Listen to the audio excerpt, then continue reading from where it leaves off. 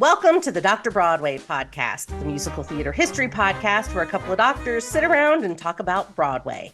I'm your co-host, Dr. Kristin Stultz Pressley, joined as always by my co-host, Dr. Tracey Brent-Chessum. Tracey, talk to me.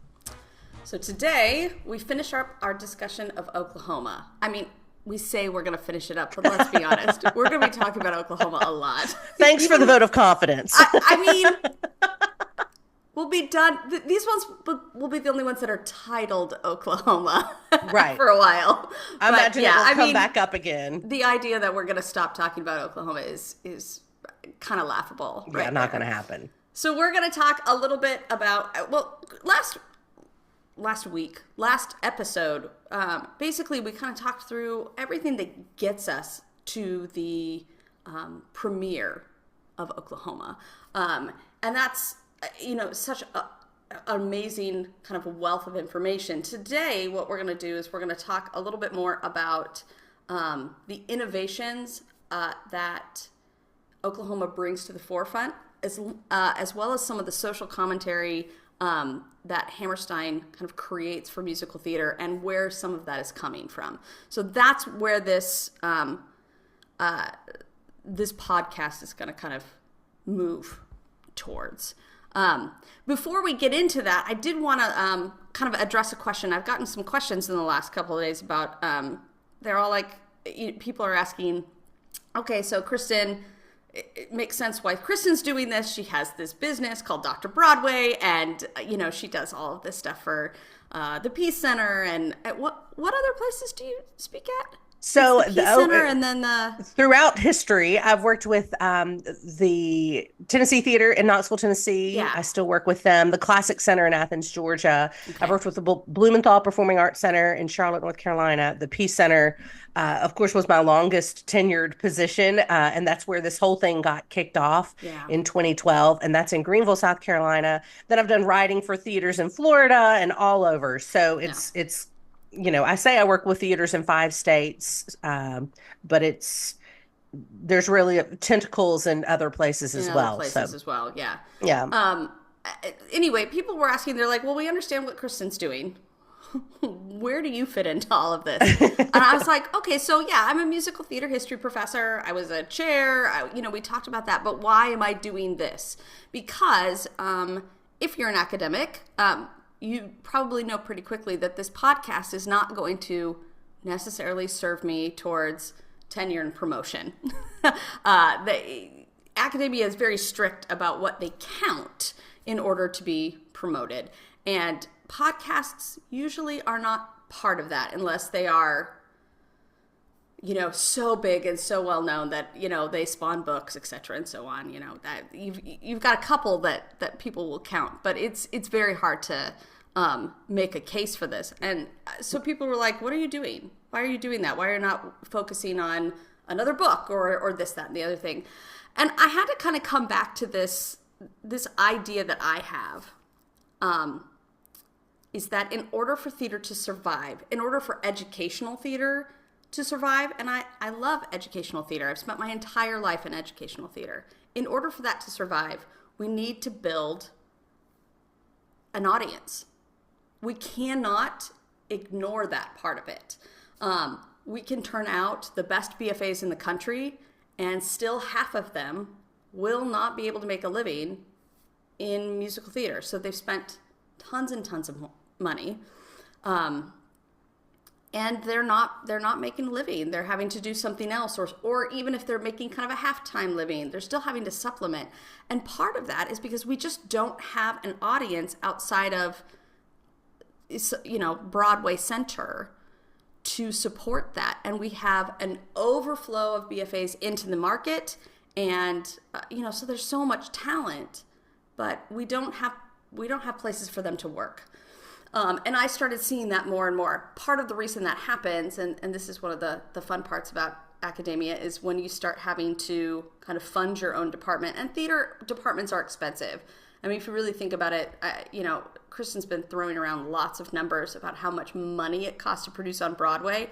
It's not quite as expensive to do that in educational theater, but in order to train people well, you have to do it at least to 75% of that level. And so it's pricey to have a theater department nowadays. And in turn, what academic institutions have said is you need to have more students.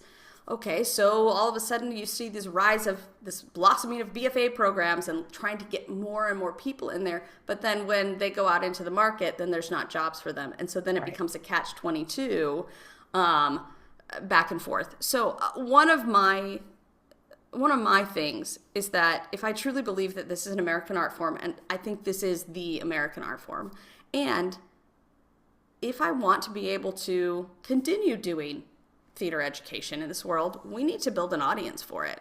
And we need to build an audience that understands what they're doing, so they're not just walking in and going, well, that was fun, and walking away, or not understanding it at all. I think that was one of the kind of impetus between me calling Kristin and going, hey, we really should think about doing this kind of a podcast, because it is so important that we build audiences.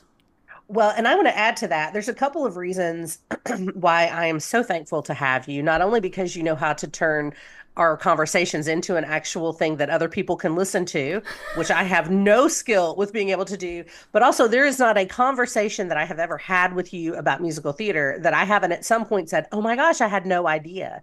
So I'm so thankful to have your perspective, because you teach me. You're like my own personal musical theater history professor, and I'm so grateful for that, just from a very personal perspective. But second, speaking to your point about, preparing your students and equipping your students, I used to do panels. I used to moderate panels when Camp Broadway would come into the Peace Center in Greenville, and I would moderate a panel of arts professionals from the Greenville community. And inevitably, people would ask me, students who were there would say, what do you think we need to do in order to go to the next level as a theater professional, thinking particularly of becoming performers.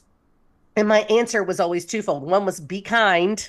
People want to work with kind people. Yes. And number two was know the canon, right? Know musical theater. Listen to musical theater. So that if you're at an audition and somebody says, give me 16 bars of something from the Music Man, you don't have to go like, oh, wait, Music Man, what was that one? Yeah. You know it, right? And so part of what we're able to do with these histories, micro histories, and these conversations that we're having is, yes, the students need to learn the music somewhere, but here we can kind of flush out what they're learning when they learn the music, and they can get a fuller understanding of, okay, I know the songs because I learned it over here, but from this podcast, I'm able to learn, oh, here's what happened and why it was created and what was happening in the world that made it be created. And so I think that is really a great companion piece to what you're saying with building an audience. Yeah, I mean, it's if there's no audience, there is no show, there is no art, right? And that symbiotic relationship is something that has to be fostered. It's not something that just happens magically. So, anyway, I'm very thankful to Kristin. Kristin's very, very kind to me. I learn more from her and all of her tidbits of information that I'm like, ooh, I can use that. So, I mean, we both really enjoy each other, obviously. It's it's mutual. The feeling is mutual. Yes, very, very mutual feelings. The thing that I want to kind of make sure that in order to kind of turn this back to Oklahoma is that we've kind of lost that building of audiences. And I want to kind of take us back to Oklahoma and look at how Rodgers and Hammerstein, literally for the first time, looks at the musical theater scene and says, you know what? If we're going to make money at this, we need to start building a national audience and then an international audience, because otherwise we're never going to actually make a living doing this, and we're going to have to give up altogether. So that's the first thing that we kind of want to talk about is how they change the framework. Rodgers and Hammerstein, when they sit down and get together as collaborators and they start working creatively, they also sit down with a manager named Howard Reinheimer. And Howard he's a finance guy, but apparently he has the more and more I read about him, the more I'm like, you need like your own chapter in a book somewhere. Okay, I'm making a note. Future episode. Exactly. Howard Reinheimer. He's so brilliant in the financial advice that he gives to Rodgers and Hammerstein. If you read Todd Purdum's Something Wonderful, he talks a lot about Howard in there. Essentially, what they do is they create basically a template. This is all about templating. Not only are they creating a template for the integrated musical, which we'll talk about in a second, and for kind of innovations and for social commentary, they're also creating a template for financial viability. And so some of the things that they end up doing is they say, okay, we have to kind of keep costs down. But he says the only way you're going to actually make money doing this is if you produce them yourselves. So that's where we're headed. So the Theater Guild produces Oklahoma, but after this, he takes, I think, maybe one more musical before they start producing stuff themselves. And all of a sudden you get the Rodgers and Hammerstein organization. So that was the first thing. He says we're working towards producing them ourselves. The second thing that they do is they sit back and say, okay, we need to work on a way to license these musicals to other people. We need to have that framework built. And so Reinheimer actually does that. They also set up basically, they're using the same kind of syndicate touring schedule that everybody else does, but they create kind of a plan for tours of these musicals that can go and stop at all the cities all the way around. And then they create a marketing campaign that goes ahead of them. So it's not just like they just show up. Because remember, this is still 1943. It may be on the radio that this is coming to town. It may be in the paper, but you're not... That is not super effective marketing, is it? Right. It's always making sure we have an advance guard there and that... there is, marketing that's happening ahead of time. So they're starting to kind of move that frame. One of the ways they do that is with something called a cast album. So all those cast albums that you all listen to, and we listen to them, I don't know about you, but being a musical theater kid growing up, all I did... Nonstop. I could not tell you. People put on music from the 90s, and I have absolutely no idea what it is because I was listening to Rodgers and Hammerstein. You and me both. That's why The Drowsy Chaperone's my favorite musical, because I relate so deeply to the man in the chair. Absolutely. It was absolutely. It was just, it was fun. Like the stuff that I knew versus my friends. I was always like, okay, I'm very behind. Yeah. On the music scene. Here's a quick funny story about that. So I was at the beach with the family that I babysat for, and I had, it was back when we had to carry CD binders, and I had 200, like a stack. And I've got all my cast recordings in it because I can't be without them. Never leave home without them, right? And so the man of the family that I was babysitting for at the beach had to borrow my car to go into downtown Charleston, South Carolina for dinner. So they took my car, and when he came home, he said to me, "Kristin, I have really bad news." He said, while we were parked downtown for dinner, somebody broke into your car and they stole your CDs. But the good news is they brought them back.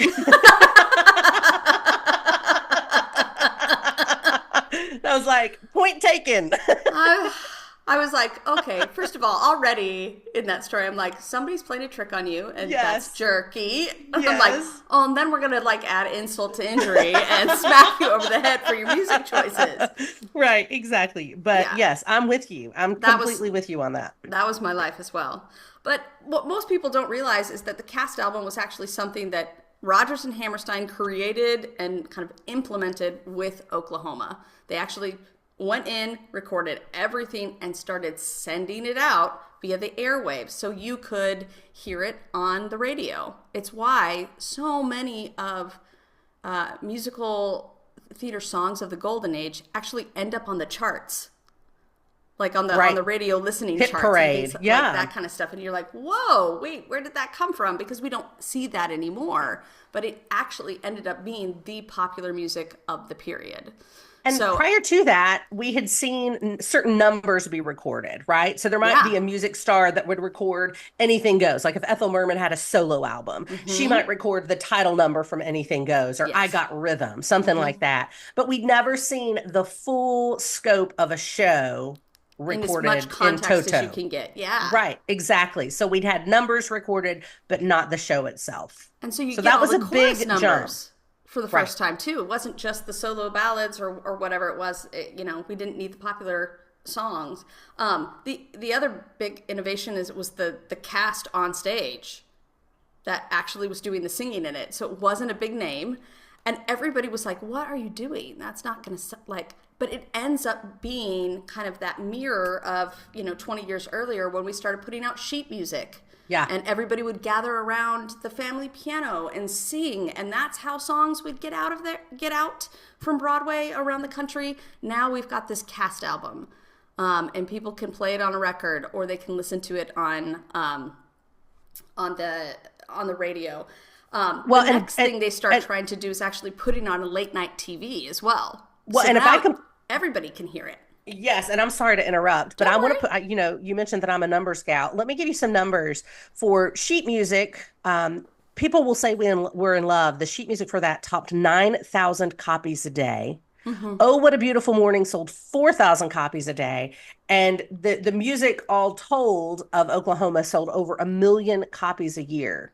So enormous. So they haven't gotten rid of that. And then if you put I tried to say CD sales because it's not a CD. I've actually had the original cast recording on CD. That's why I keep saying that. But it was like on a record, basically. Yeah. You got it on a record at that point.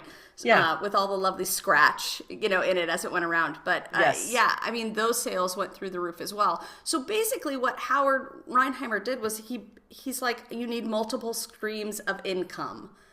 And when I started reading this, I was like, that seems weird. Why can't you just do it from just ticket sales? And it's like, because you need those multiple streams to actually not only cover cost, but keep money coming in. Because Howard's strategy was, look, once the show is off Broadway, you stop making money from it. Right. And we want it to make money in perpetuity. So how do we do that? Brilliant. Licensing, sales of sheet music, sales of the record, sales of the artwork, like anything that he could put out there. He just wanted the thing to keep making money. And he's like, if you go out on tour, then that's a new place to make money for every single time. So as long as you keep the cost down, you can do that. And he did it was brilliant. It was brilliant. And it follows almost exactly what we do today. Yeah, absolutely. Right? That's what I was thinking. Not only is it a structural model, Oklahoma's the structural model for shows even still, but also that is the model that we use for touring and presenting a show and recouping costs and all of those things. Exactly. And it's funny because we actually get away from that model in the 70s. We stopped going on massive tours and doing that kind of thing. And part of that was the economy and what was happening around it. But who brings that back? Cameron McIntosh in the 1980s with the cat eyes and the phantom mask and everything. They're doing the same thing, and this is actually something that's pioneered by Rodgers and Hammerstein. So that's another reason why we always come back to Oklahoma, because they not only make the artistic stamp but also that financial stamp. So I'm always baffled by how much they get done in there. The second thing that we want to talk about there is this kind of the template of the book musical the integrated musical structure. We're going to call it that. The book musical, usually when I talk in class about this, is I talk about the book musical being Showboat, and the integrated musical being Oklahoma, because the integrated musical then spawns a whole lot of copycats, right? We're going to do a timeline episode here pretty quickly. And when we do, we'll talk a little bit about why I call them cookie cutter classics, because they just end up feeling like, Brigadoon is Oklahoma and Scotland and, things like that. It's what we're kind of templating. So what is an integrated musical? What would you say is an integrated musical, Kristin? What I would say an integrated musical is where all the elements, all the artistic elements work together seamlessly to advance the plot, to tell the story, to tell yeah, that would be Mm-hmm. my short and dirty, so That's when I a say artistic elements, I'm thinking dance, music, acting, scenery, costuming, yeah. all of those things work together like a tapestry to make one beautiful quilt of a production. Perfect. So it's like taking like four elements. You're taking the visual art of the production, the musical art of the production, the theatrical art of the production, and the dance art of the production. And all of those things are working to tell the story. None of them are just added for kicks and Kicks giggles. and giggles. Yeah. Yeah. Right. Which is what every show, I mean, so many of those, again, if you've listened to earlier episodes, we've talked about this, those early 1930s, 1920s, those reviews, those musical comedies, they were all about the kicks and giggles, right? Mm-hmm. That's So all this, what it is. yeah. And it's why you get that apocryphal quote.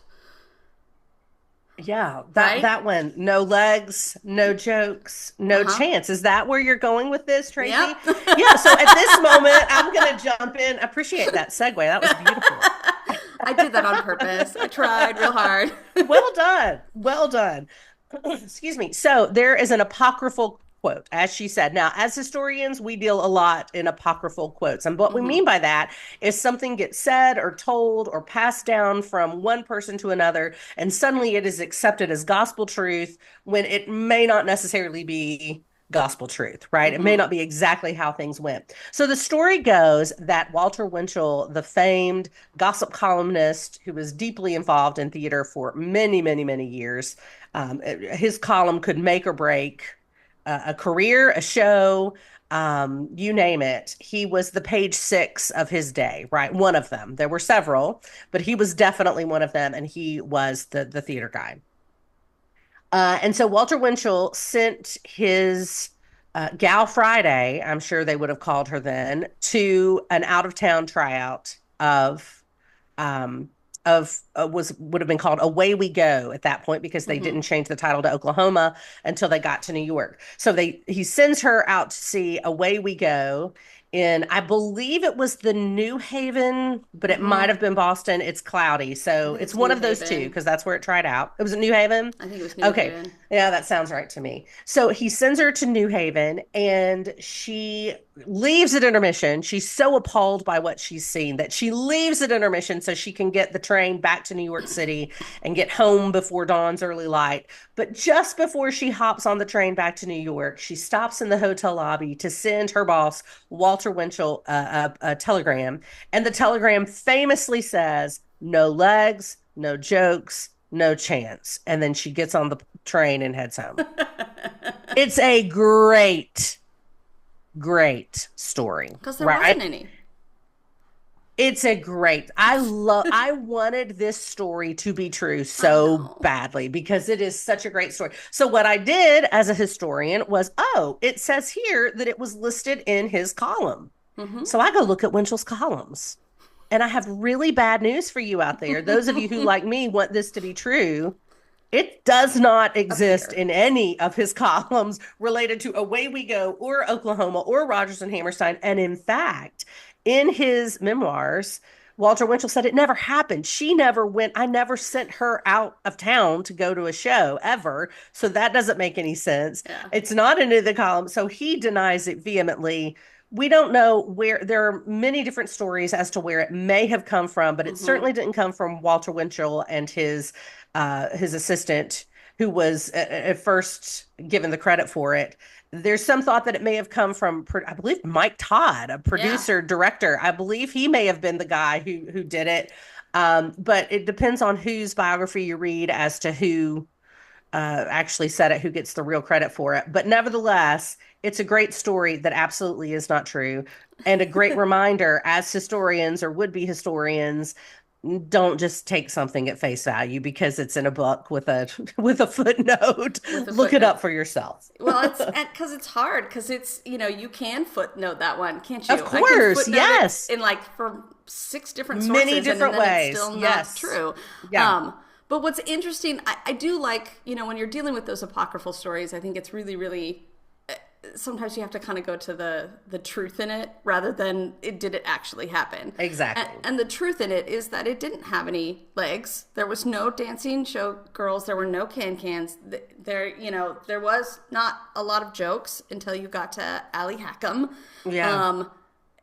And this was so far away. I think it was 40 minutes in before they even have a production number, right? Yeah. I mean, we're deeply into the show. It starts with, Curly and Ann Eller on the stage, perfectly quiet. Singing as the sun rises. Right? It's one guy on stage singing about, oh, what a beautiful There was morning. no curtain raiser in Oklahoma. So, 40 minutes in before you get even dancing cowgirls or, Any of that. farm girls. Yeah. The fun stuff, that you're like, oh, this feels a lot like what has just come before. So it's like, we still knew how to do that. But what's interesting is that they're using the drama to tell the story, right? Exactly. I mean, a musical had never gotten underway with just one guy singing a song about the sun coming up. Like, that's insane. And it must have seemed like insanity to the audience. But now we look at it and I'm like, that tells me, exposition-wise, everything I need to know. Well, and then to your point, you're so right. And if you've listened to our first episode on Oklahoma, where I talk a little bit about, kind of go into more details as to the specific creation of the show, you'll know that that song was the first number that Rodgers and Hammerstein wrote together. And it was really plucked from the stage directions of Lynn Riggs's 1931 play, Green Grows the Lilacs, which was the source material for Oklahoma. And you're so right that it just shows the commitment that they had to telling the story, the plays, the thing. But you know what number I think is such a brilliant, when I talk exposition, it's just exactly like you said, where it became the model, the cookie cutters that followed, is the opening of Kiss Me Kate with another opening, another show. I use that when I teach in a classroom. I use that to say, okay, let's talk exposition because it's all here. It's a 6-minute number and it is all right here. Yeah. And but that is riffing on exactly that opening number in Oklahoma. Yeah. And so when you go back and you talk about this integrated musical template that they're creating, the drama drives it. Now, that's very much how Hammerstein and I'm blank on his names. Kern? Kern. Thank you. Yeah. This is my problem. There's so many names floating in my head. I'm like, there are a lot of names. So when, Kern and Hammerstein work on Showboat, and it's the drama that drives the story. In that one, you've got the Mississippi River as like a metaphor for time that is just charging right through that entire musical. And that's what kind of drives the story. And it's all about driving the drama. So it's really more of a musical play at that point. And when we move that to Oklahoma, we see the same thing. We don't see stuff just for gags. It's about telling the story from moment to moment to moment to moment. And it's making sure that those character arcs work. It's making sure that it follows the climactic plot structure, but that's what it is. And then from there, every time somebody breaks into song, and then anytime anybody breaks into dance, every single moment is meant to tell that story. It's not meant to show off what we can do. It's about how we serve that narrative. And that is a huge departure from what we see in the 20s and 30s. And we don't always realize that because we don't honestly see very much from the 20s and 30s anymore because it does feel disjointed to us because we're so used to this template. But it is a huge departure. So some of the other things that, like, innovation-wise, what they put in, we see naturalistic acting. Yeah. Not, again, the problem with the firsts. Right. These are some innovations that we see. Naturalistic acting for everyone. Yes. And if I can go into a little bit more, I'm sure we've talked about it, although we've talked so much on and off air that I'm not sure what was where. But I will say, just in case someone's just listening to this episode, you also have to think about the larger context of acting training and all that was coming out of, it starts with the Moscow Art Theater and Konstantin Stanislavski and how he was building new systems for developing actor training to accommodate, all of the new psychoanalysis. Ignoring it. Yes, completely. right. And so we get we begin to see that impacting American theater as we have people who go to train in Russia under Stanislavski. And then we see them working in the US, building their own actor training studios, some of which still are in existence today. And so I think that's a really important piece to add here, is that that was happening across the board. That was a movement. And the Theater Guild, who was responsible for producing this, that had been a main thrust of theirs too, to infuse they wanted an American theater tradition, American playwrights. And in order to do that, they needed that acting style. Yeah. Other innovations, 4-part choral arrangements. Up until that point, you mostly saw 3. How about that? I didn't know that. If you were lucky. It's not, yeah. So 4-part choral arrangements, Americana music. Oh, yeah. And when I say that, it's because it really is deeply embedded in a certain area of the country. The way in which Rogers is actually using folk music to inspire, what he's writing, is pretty amazing. Ordinary people that goes back using, to that goes back to your point about that you've made in a previous episode about theater music, particularly by Sousa and George M. Cohan. Yeah. To inspire and build patriotism and to, nation building. And also we can't overlook, and I'm sure you'll get to this, the fact that ours was a country at war. Yes. And Oklahoma was such a big piece of reminding the boys and girls overseas what they were fighting for. Exactly. Yeah. It's so interesting how we use music to try to bring the country together. It doesn't... Yeah.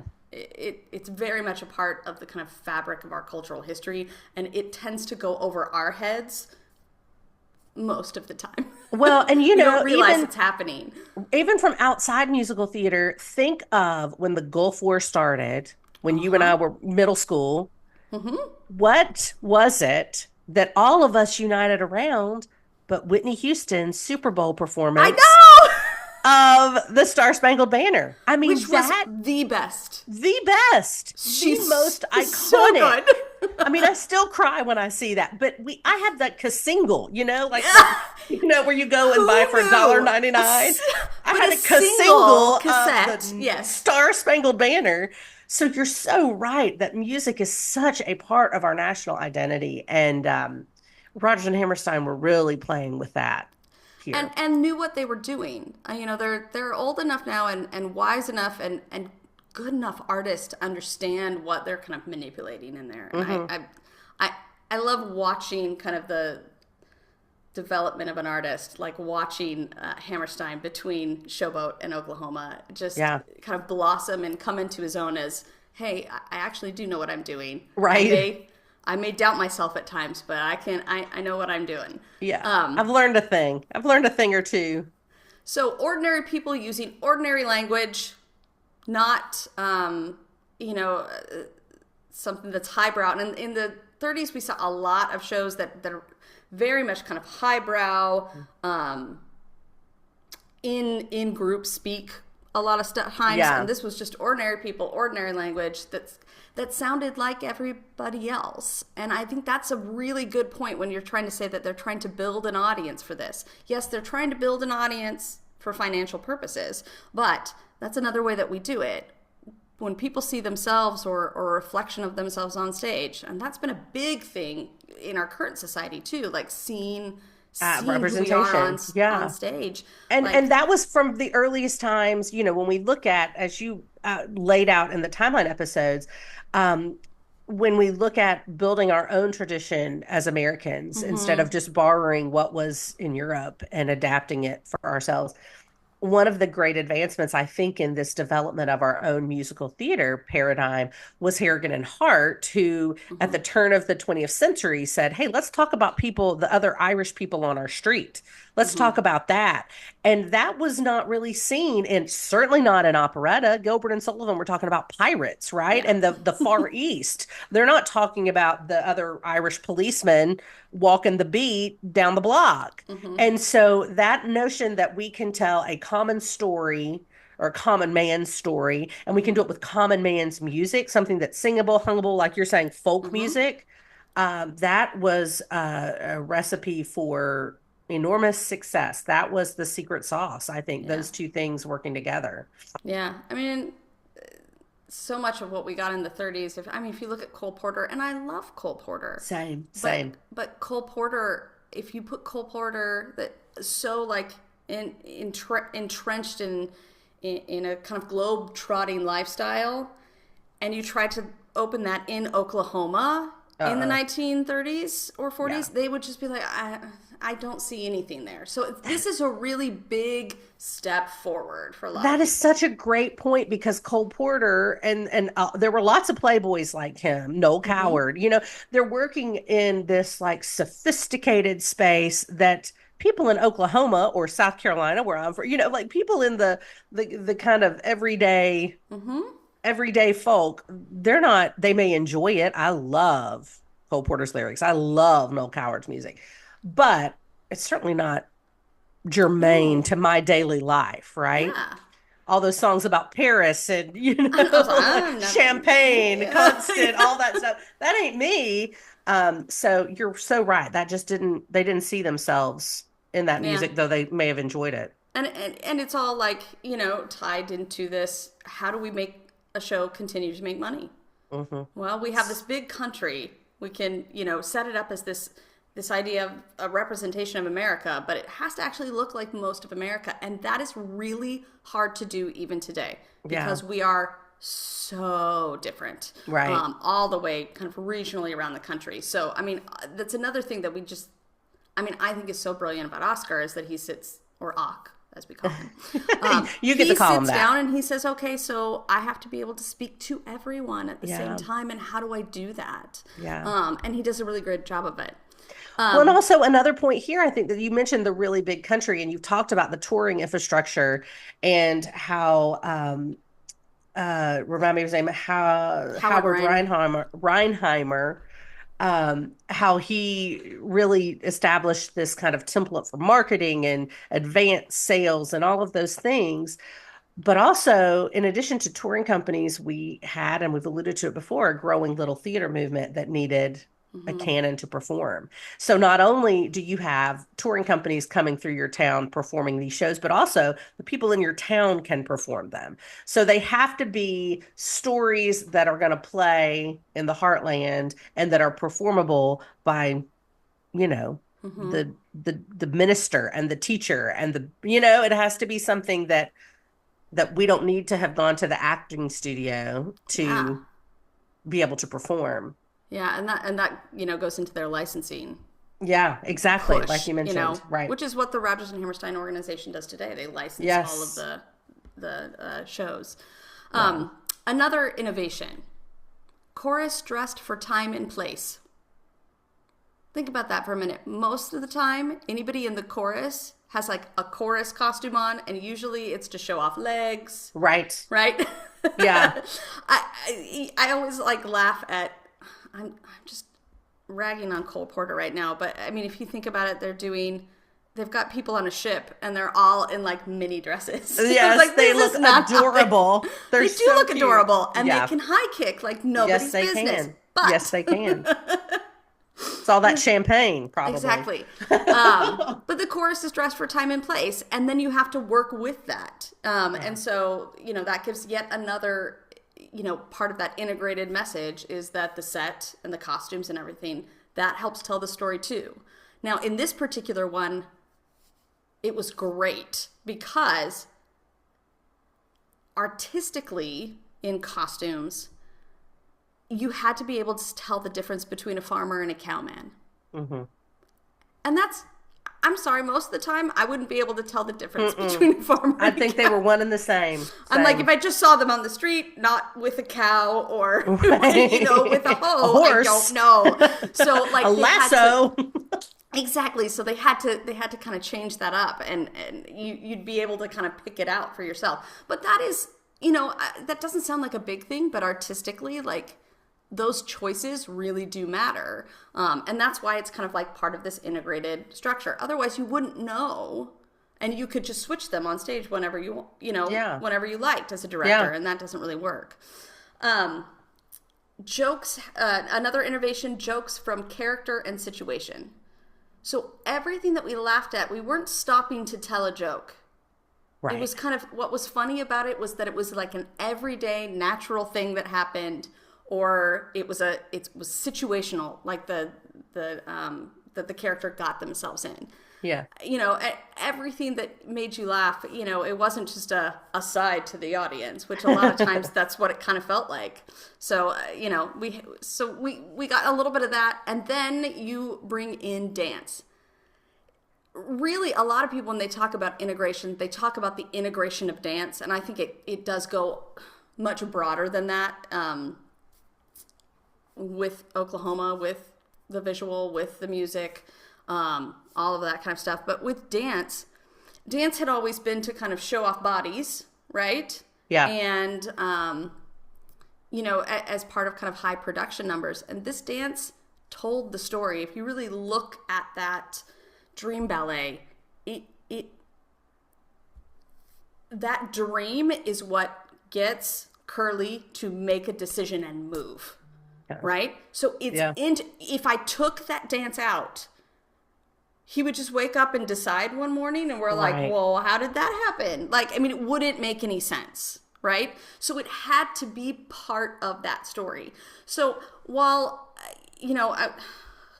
Agnes DeMille, and we talked about her in the last episode. We did. And I know we talked a little bit about this, but her always saying, Mr. Hammerstein, what has this dance to do with the play? What does this ballet have to do with this? And it's because, and they were looking at it because you're right. They had seen what she had done with Copland's music and been like, this is part of the ethos that we want. This is that idea, this world that we're creating. So we want her to do this. And she's like, well, but what does that have to do? What's the point and what's the purpose? Because choreographers up until that point had not been really dance choreographers. They weren't just they were ballet people and real dance people, and then there were choreographers for musical theater. It's like it's like that number in White Christmas. Isn't there a number where they're like, we're doing choreography, something like that? Where they kind of riff on that. So and she really does kind of push them. So when you see the original dance for the Dream Ballet and the choreography for the rest of the show, it is meaningful. Not in the same way that, say, West Side Story's dance is meaningful, where every move is every move that they make tells me that could have been a line of dialogue. It wasn't quite that big, but it gets everything started together, where it's like dance has to be part of the part and parcel of the rest. Everything in this musical, integrated wise, cannot be separated from it. I can't take one aspect out and still tell the story. That's what an integrated musical is. Right? Right. Makes a different show. Totally different show. It makes it a different show. I mean, if you think about Showboat, what's the most famous song from Showboat? Old Man River. Old Man River. Do we need Old Man River to tell that story? No. Not I mean, at all. it really is a nice takeaway from the show. Obviously, it's been recorded great takeaway billions from of the times, show. But it's definitely not. It's just reiterating what we already know. Yeah. So that's what this integration template looks like. Now we're going to talk about that social commentary. Oh, go for it. Piggyback on this. So now we've got a social commentary template that they're building. Just like Old Man River. If you think about Old Man River, it does. It's a wonderful takeaway from Showboat. It's that, talking about the river as time and that metaphor and everything. What's interesting about Showboat is that it doesn't suggest any answers. Fair. Yeah, that's true. I never thought of that. It literally sits down and it says, here are all the problems. Mm-hmm. Have a nice evening. Yeah. See you next time. Whenever I do it, it's so heavy and it's written so beautifully. It was so beautiful, but it's like, oh, dear Lord. Well, by all accounts, when that show premiered, there was dead silence when it ended. Yeah. Right? Nobody knew how to react because you're right. They just been dumped all of these, very heavy subjects on them. Mm-hmm. There was no 11 o'clock number to send them out the door and put a spring in their step. So they didn't know how to respond when that show ended. And then, after they all kind of catch their breath, then they erupt in applause. And the show was a huge hit, obviously. But you're so right. Nobody knew how to take it initially. Mm-hmm. Because it was very heavy. It's very, very heavy. Here's the template that he kind of creates. Social commentary that's designed to make you talk about it on the way out, right? Mm-hmm. But there's at least some suggestion. It doesn't leave it like, this is the problem and there are no answers. There is an answer. In this particular case, the farmer and the cowman should be friends. And we'll talk a little bit more about why and why some of that is maybe not totally fair when we get there. But I want to take a step away for a minute and talk about social commentary as Oscar Hammerstein is building it. One of the things that we have to remember, and this is where kind of that cultural stuff that Kristin likes but doesn't like. Yeah, my just the facts, ma'am. I'm going to get away with some other things other than just the facts. I trust Tracey with that. I entrust Tracey with my commentating. So one of the things that we have to remember is that during the 30s, right? I mean, basically right after 1929 stock market crashes, and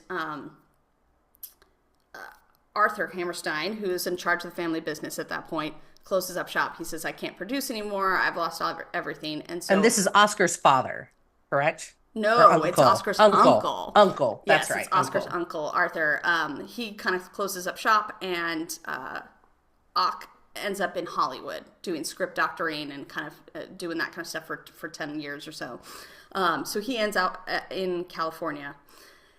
During that time, I know I've mentioned this before, and I'm going to keep mentioning it because it was just such a formidable experience, but I spent almost a year in the Library of Congress going down and going through all of Hammerstein's notes. So it's like I saw the original writing for on his legal pads for all of his lyric taking and everything. And side note, hilarious Sound of Music. My favorite things used to be, his first draft of it was The Things That I Like. So it was riding along on my big brother's bike. These are a few of the things that I like. No way. Why do you think that he changed it? He only did like 1 or 2 stanzas like that. I'm sitting in the reading room where you're supposed to be quiet, singing my heart's content. You can just see this random girl here singing in the middle of the Library of Congress. Why? So you're asking me why I think he changed it? Why do we think he changed it?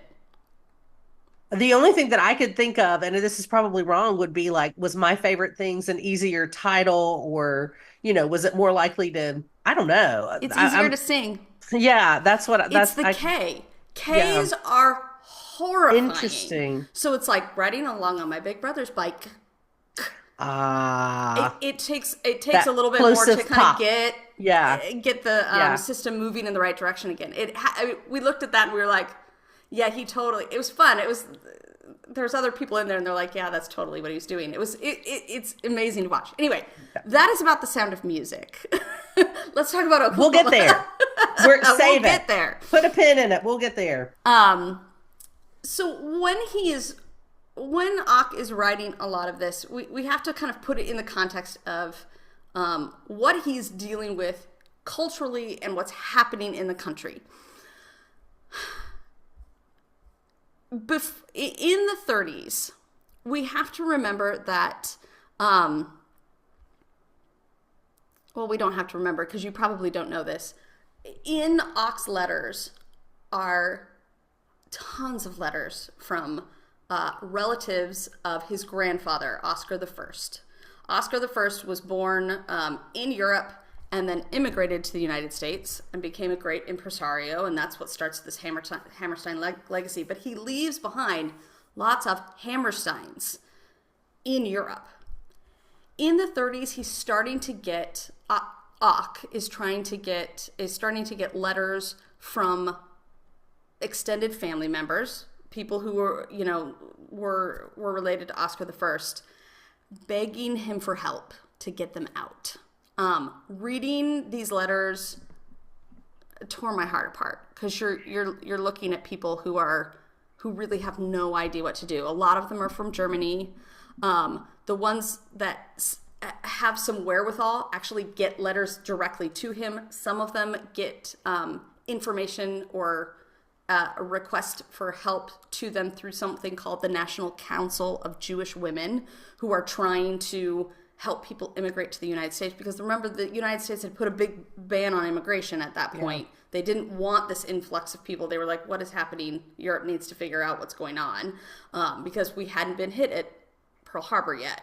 So, I think everybody knew something was happening in the 30s. I think we probably knew more than we would like to admit. But he's getting letter after letter after letter asking for help, either immigrating. Will he sponsor them to immigrate through the United States immigration system? Can you help me get a job? I've made it out of Germany. I am in London. Can you help me get a job in one of your theaters? Can you? And he's like, I don't have any theaters. What are you talking about? It's really interesting to watch. But asking for money, asking for help, asking for contacts, like doing anything, because he's already got a name. Mm-hmm. It's not He'd done Showboat at this point. He had done Showboat at this point, so he's already got a name. Reading through these letters and his responses, you don't get all the responses in the Library of Congress information, but you get a lot of them where he's like, okay, this is what I have access to. This is what I can do. This is what I can't do. Yeah. I don't know how I would feel. I remember sitting at the table reading this going, what would I do in this man's shoes? Right. So he's watching basically the beginnings of the Holocaust begin, and through his relatives that he's never met, who've never met him, begging for help. He's getting a much bigger idea of what a problem this is. So that's what his 30s looked like. He turns around and does what he can. I don't think he has tons of money at this point. He does sponsor some people. He does whatever he can, but he throws his time and his energy into groups of people that will help combat this. Because I that's the only thing I could do. I am not made of money. I don't have a lot of money. We got a family to support, but at the same time, it's like, what can I do? Right. And just for a point of information, do you happen to know, I've not read any of these letters. I know you found them at the Library of Congress. Do you happen to know if they're included in that new... They may be. The big Horowitz collection of his letters. I have that book, but I've only used it for what was relevant to what I was researching at the time. And what I'm talking about, in case you haven't seen it, is Martin Horowitz, who's a historian and writer. And a nice guy. Yes. So nice. Well, when somebody heard me singing in the Library of Congress where I wasn't supposed to, somebody told him and he came out to meet me. He was very sweet. How nice. Well, these collected letters of Oscar Hammerstein are available for sale, and it's very thick. It's a very thick compendium, but nevertheless really, really valuable. And you get to know what a kind-hearted man, as Tracey likes to call him, was. But I have not seen those letters, but I haven't looked for them either. So I'm just curious if they're in there in case somebody wanted to try to find that. I'll send you ones from my notes here say F. Hammerstein, Michelson, Nordenheimer. There's a telegram from Lipschitz.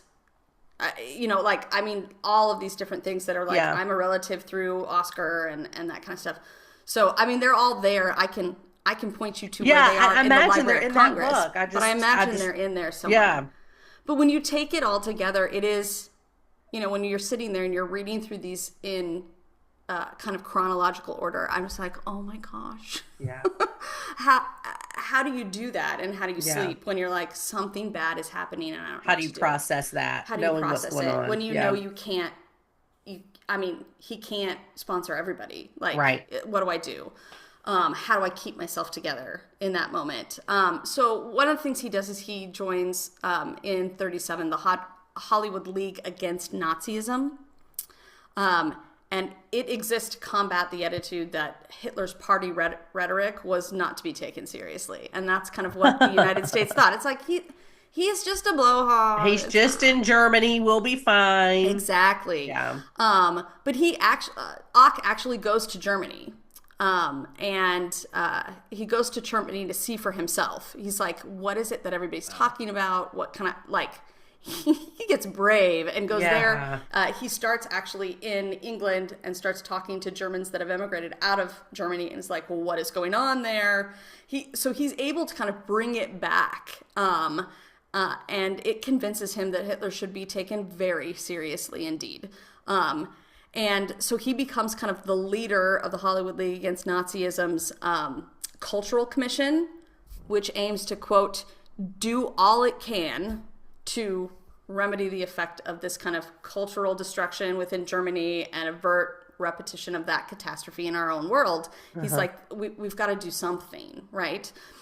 So he puts that together, and it's sometimes you see it referred to as the Do All You Can campaign, and sometimes it's part of the Hollywood League.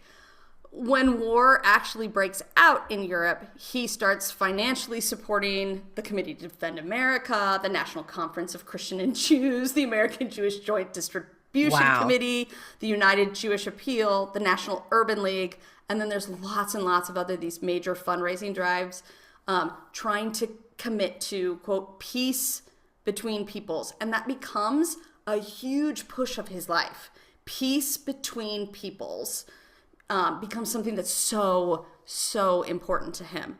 Not only that, when we get to 1941 and the bombing of Pearl Harbor, so right as he and Rogers are sitting down and going, okay, we're going to write this new musical that's very American in scope, and they're doing all this other stuff. Pearl Harbor happens. His brother, his son are called up for enlistment. His personal assistant, his daughter-in-law, like everybody joins the USO. Oscar himself was actually rejected from the service during World War I because he was too skinny. So he couldn't he couldn't actually join up at that point. But it's not a problem I have ever had. Exactly. I would like to say that being too skinny had kept me from doing things, but it has not. Yeah. So then this is another really big point that I think people miss. His brother-in-law is a man named Jerry Watanabe. He is a Japanese American that his sister marries, and he is interned on Ellis Island as part of the kind of roundup of Japanese citizens. Oscar ends up caring for his sister and their young daughter through the duration of the time that he is basically imprisoned. And so he's watching all of this unfold and doing what he can. But the peace between peoples becomes a huge kind of like, I mean, if we talk about the river as a metaphor for time, and that this is his river for the rest of his writing. I mean, you find this throughout all the rest of his shows. Yeah. But I mean, he starts raising money. He starts writing songs. He started a musical called Gentlemen Unafraid to try to help the war effort. I mean, he was doing everything that he could. Another thing that he does is something that's set up by the American Theater Wing War Service, which he's obviously part of the American Theater Wing, and he's very involved in the war service aspect of it. They set up something called the Stage Door Canteen. Right. And it's basically a bar that is across the street from some of the Times Square's theaters. And what they would do is to kind of celebrate these young men who would stop there before they shipped out to, I mean, everybody kind of stopped in New York, let everybody off the boat to have one last fling, which is where you get... on the town. Gosh. Yeah. On the town. On the town. That's what On the Town is all about, right? Yeah. They'd go have their last fling, and then they'd get on the boat, and everybody knew that a good portion of them probably weren't coming back. So it's like they wanted to show them a good time. They wanted to give them something to fight for, to be proud of. That was a huge discussion amongst the older men. This idea of something to be proud of, something about home, making sure that everybody felt like this is somewhere where we're very proud to be. So the Stage Door Canteen, what it would do is it would take major Broadway stars, people whose names were known, like Oscar Hammerstein II, like Dorothy that everybody Fields had heard of because we had his sheet music on the piano at home. Yeah, and they would man the bars, so they would be the bartenders, and it would rotate. But Dorothy Fields was heavily involved in that. So he did it twice a week. Yeah, he'd be the bartender. Like, and I was like, it's just like I'm gonna do everything I can because I don't know what else to do. I so identify with this man. Yeah. So that's what he's doing. In addition to giving tickets, there was an allotment of tickets reserved for servicemen at Oklahoma. You know, we talked in the first episode about how they were handing tickets out to servicemen because they had so many to give away for opening night. But that became a thing where there was a number of allotted seats available and some standing room only positionings available just for servicemen. And it was to remind them, certainly they wanted them to enjoy an evening out before heading overseas, but also they wanted to remember what we're fighting to preserve.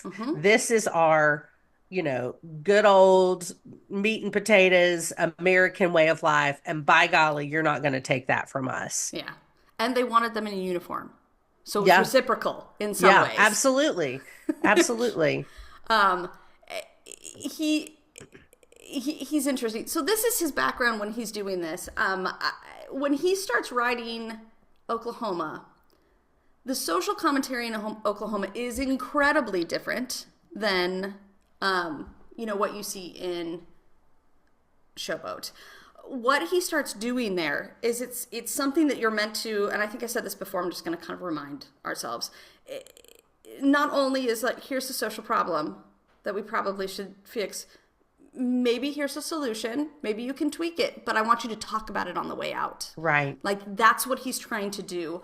But then you put that on top. So that's the template. His template, I think, is a little bigger. It is that peace among all peoples. Yeah. Peace among all peoples, over and over again. Peace among all peoples. Yeah. How do people work together? I keep thinking about you've got to be carefully taught in South Pacific. That's what I keep thinking of. Yeah, when we get to South Pacific, I mean, from what I've read, I think Rogers thought he was nuts. But he goes on national TV. Literally, the show that everybody watches, and he's like, this is what happens during this scene. I've seen that footage. I used it for a chapter that I was writing in a book that I have coming out, and he is explicit in what he's trying to do. He does not shy away from it. No, he doesn't. Now he's kind of not. I mean, he's not being. I don't think he's being very he's just not putting it quite out there. I think when we get to Oklahoma, he still stays within the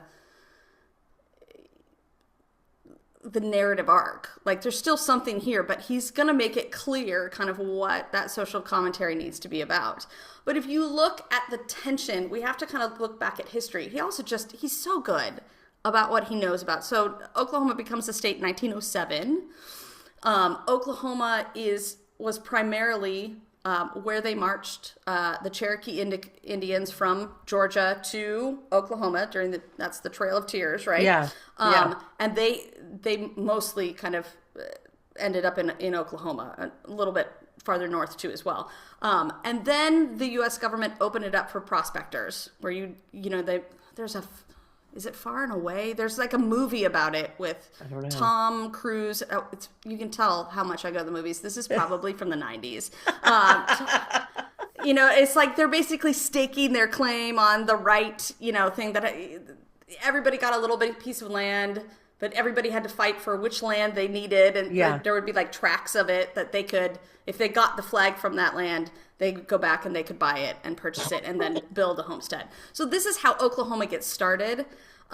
So Oklahoma is basically half Indian territory and half these prospectors.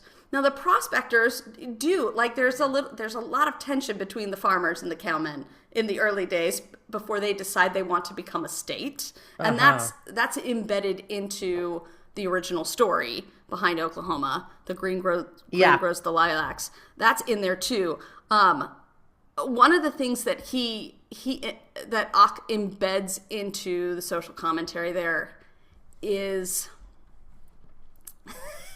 and this is where you see Ock kind of dealing with his own biases, because throughout this peace between peoples is his big thing, but nobody's perfect, right? Nobody can see also all of they don't necessarily know when they've got blinders on. So you have Ock who can write, you have to be carefully taught, and 'tis a puzzlement.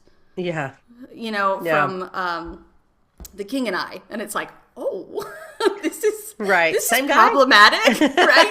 You're like, so we contain multitudes. Yeah. So he doesn't always see that. What he embeds into Oklahoma, but just very faintly, is the relationship between the American Indian and the United States. Judd Fry, from the original story and into that original production, if you look at the production videos, if you look at what the scene designer does in Judd's cabin, he is coded as an American Indian. Maybe not full-blooded American Indian, but somebody who is kind of married into the white settler. He ends up kind of navigating that half path, and he's never part of either side, which makes him the most tragic character either. Like, it's so awful.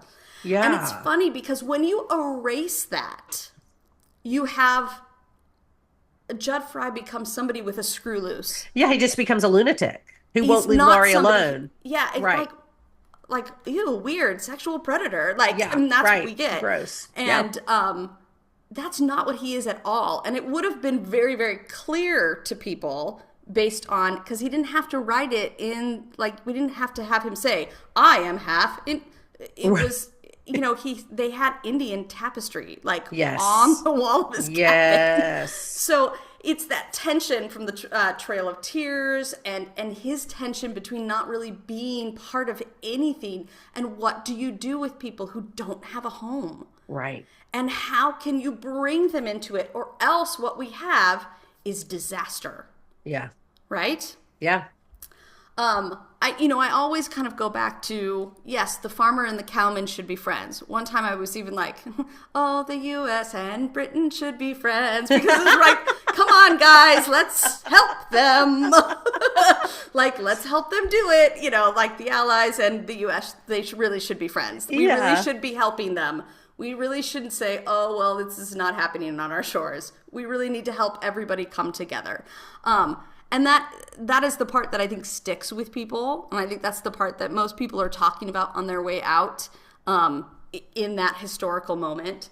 But the tension between what do we do with those people that don't fit either one of those. They're not farmers or cowmen. Yeah, because those are the people, that are oftentimes the most dangerous. Yeah. Right? And those are the people that we need to help. Like, we need to find a place for everybody. Like, how do you find a place for everybody? And so I'm always baffled about how much, like, you see academics, like, write books just about the commentary of Oklahoma when you talk about kind of, like, the coding of the American Indian and how they treat Judd Fry and how they treat everybody else, right? Yeah. And how Aunt Eller treats Judd Fry as opposed to everybody else. It's just something to think about. But if you look at if you don't know that, if you don't go in there realizing that he's a coded American Indian who, it's still very, very, very tense in that day and age. Yeah, of course. If you don't, watch how Aunt Eller responds to him, and watch how Laurie responds to him, and watch how the conditioning of society really gives Judd not a lot of cards to play, right? And him trying to kind of bully it through. You do come away thinking, oh, the bad guy in this, which it's not good and bad. It's like this guy is mentally ill. Yeah. And he's not. Yeah. It actually makes the show, I think, richer. Yeah, the more you know. I mean, as you're talking, I'm thinking this is why I do what I do, educating theatergoers, enhancing theatergoing. Right? You can certainly Right. You can certainly go into Oklahoma and enjoy it as, oh, this is so fun and cute and so nostalgic and yay, Roger Hammerstein. But when you understand that information, suddenly you're right. Judd goes from being this crazy person who won't leave Laurie alone to being the most sympathetic character in the show because God love him. He doesn't fit. No wonder he's so full of angst and frustration because he doesn't have a place to belong. So I love, as you're sitting here going through all of this commentary, that's what I keep thinking is like, this is why I do it, because you have enhanced my understanding of Oklahoma just in listening to that. And I've been around it for decades, right? And I'm still learning about it. So it's just, and this is my mind wandering, obviously, but I always sit down there and think, and I remember thinking this in the Library of Congress, I'm like, how much of Judd Fry is that stand-in, is using kind of a historical moment in our history that everybody understands. Right?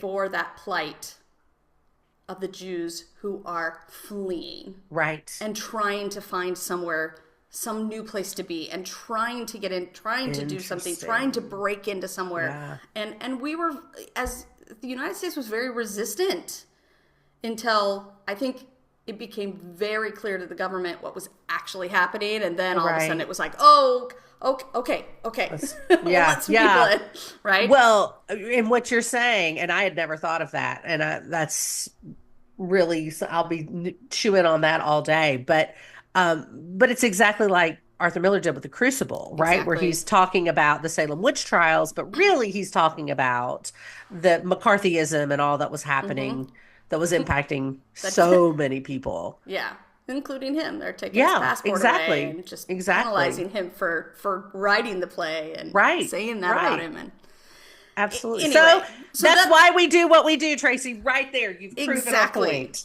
So and that is that's why, another reason why Oklahoma stands in the center. It's because it does create all those templates. It creates the financial template. It creates the artistic template. It creates that template in social commentary that becomes so important. I tell my students all the time, there's really it's just entertainment. It's just mindless unless it becomes that mirror to society. Right. And that's what art does. Yeah. And Ock does a good job of trying to bring that into the forefront and saying, you don't have to hit people over the head with it. You don't have to stand up and say, I am for, like, it doesn't need to be like that. People will get it. People are not stupid. They know what they're dealing with. They can make those connections. So embed it in there and make it happen. Now, was he doing this consciously? Some of the things, yes. And I think some of the things, no. He's a good It's artist. Just who he was. It's just who he is. Yeah. So you also see in Oklahoma some of his own biases in Allie Hackham when you talk about like the Orientalism that was prevalent in the 20s and 30s that all of a sudden comes out in Allie Hackham.